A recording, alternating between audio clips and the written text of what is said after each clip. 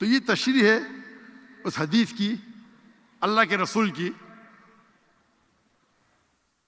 लेकिन अफसोस है कि इंसान दुनिया के दौलत के पीछे भागता है। और अफसोस की बात है, कई मुसलमान हम भागते दौलत के पीछे, कुर्सी के पीछे, फेम के पीछे, पावर के पीछे, क्योंकि ये हदीस का उनको पता ही नहीं। हम दुनिया की कुर्सी के वजह से,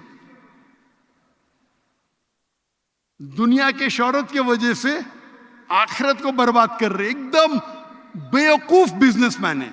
मेरे हिसाब से मुझे उन पे रोना आता है। क्या उनको तिजारत ही नहीं आती? अगर वो बिजनेसमैन होता और जानता होता आखिरत में क्या मिलेगा, तो कुछ हमारे नाम के मुसलमान हैं जो दौलत के पीछे, शोहरत के पीछे, फेम के पीछे, पावर के पीछे।